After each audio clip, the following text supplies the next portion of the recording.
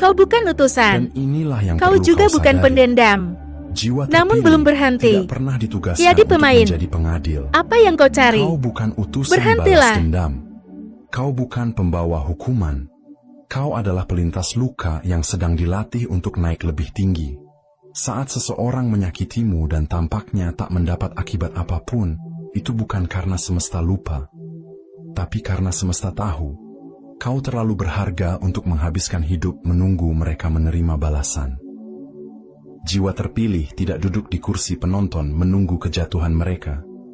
Jiwa terpilih melangkah ke depan, membangun takdirnya sendiri.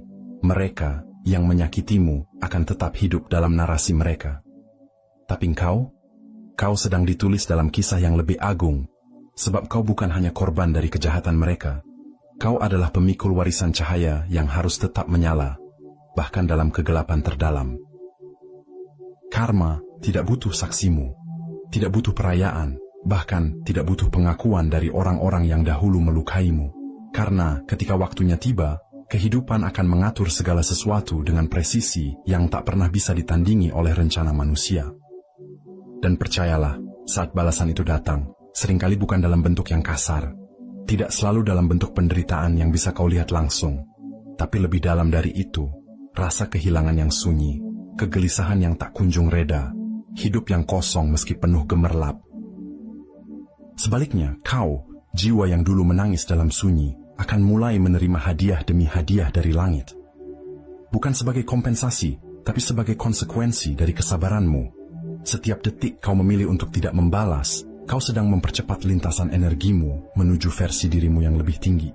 Dan di titik itu, kau tidak lagi peduli siapa yang membalas siapa, karena kau telah menjadi seseorang yang tidak lagi butuh pembenaran, apalagi pembalasan. Kau menjadi pemaaf bukan karena mereka pantas, tapi karena kau tak ingin dirimu tertahan di frekuensi rendah yang mereka ciptakan. Kau memilih damai, bukan karena lemah, tapi karena kau sadar bahwa kedamaian lebih mahal daripada kemenangan ego. Inilah mengapa jiwa-jiwa terpilih tidak menunggu karma terjadi.